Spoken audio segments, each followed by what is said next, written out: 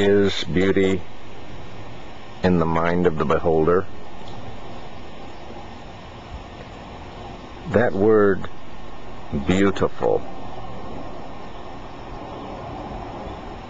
Why do I think that all of this is beautiful? There was a time when I didn't know what any of it was. Were we born with a virgin mind? What did we know? What did we know? I didn't know what any of this was. I didn't have a word for it.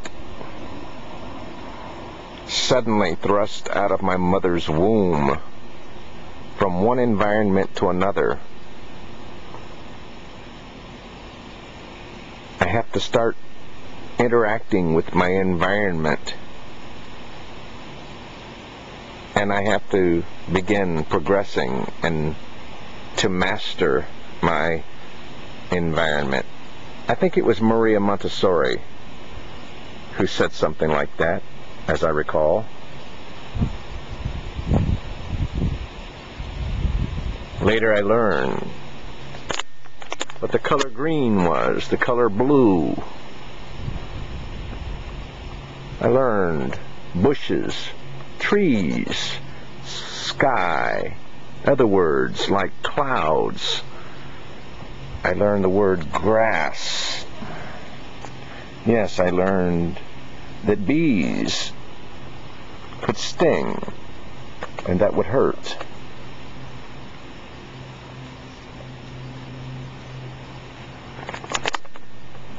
I learned the dog. Yes, sleep, rest, shade. Why do I think all of this is beautiful? Could it be that later years that I learned a little more about what it all does and how it affects me and how we, whether we like it or not, we interact with it all? I don't know if everyone sees it as beautiful. Does my dog think all of this is beautiful?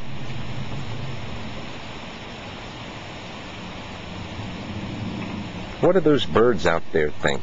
Do they think it's all beautiful? Or do they do what they have to do to manage their own survival and their own pleasure in living?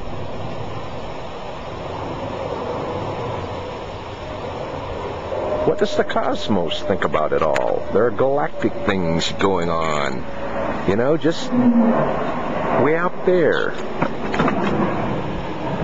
No, not the plane, but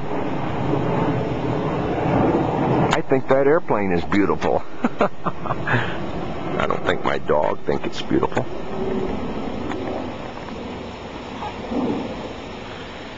It seems that, yeah, certainly, maybe a God did think of all of this, but then why? There was nothing that God depended on. Why did God have to make it all this way? What moral imperative was there for God to have made it this way? I don't know. I don't have a problem thinking that it is all evolved to just be whatever it is. This is what it is now. I don't have any problems with that at all. I'm not the most articulate person. Science was not my major. But I don't have a problem thinking that all of this has just simply become what it is today, whatever it is. You know, we have made words and built concepts to guide our thinking about it all, to give us all tools to interact with it, to benefit us, for our benefit, our pleasure, our practicalities. We have invented words. We have invented the concepts. We're here. we are here. What did I think about it all as a child? See those short trees? They looked so high to me when I was a child. Do you remember that slide on the playground that you thought was so high? You climbed the steps and just thought, wow, I am way up here. And the slope, we went down that thing and thought, wow, we were going so fast and so far. Years later, we looked at that same slide and it just didn't, that the same thrill just did not exist. It didn't seem so high. But we've made bigger slides, haven't we? So even the adults can whee! Why do we do that? Life is... It's a wonderful thing to know that we can interact with all of this.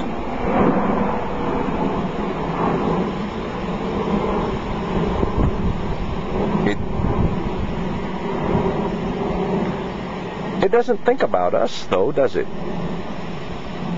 Not that I know about. It doesn't.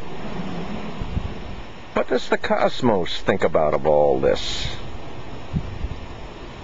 Here we are, this planet, Earth, and it's like it is. It's what it is. You know, those trees out there look like the hairs on my arm. Peach fuzz. From the point of view of the universe, it's just a dot with some fuzz on it and some fleas, some things, some creatures on it walking about. Are we under a microscope? Is somebody watching?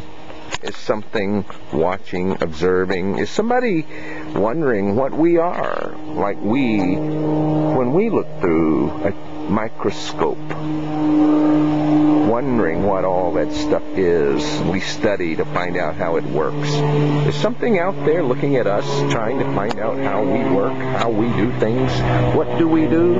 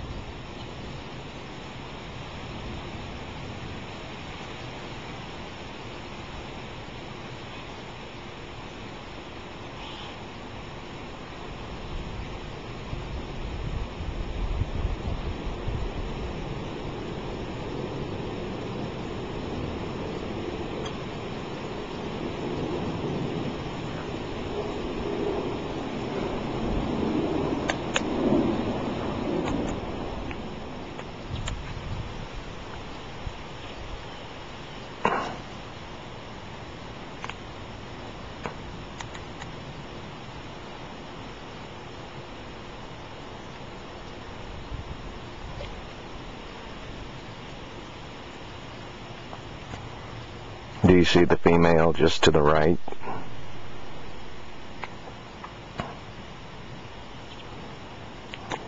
There's a female cardinal just to the right of the bird feeder.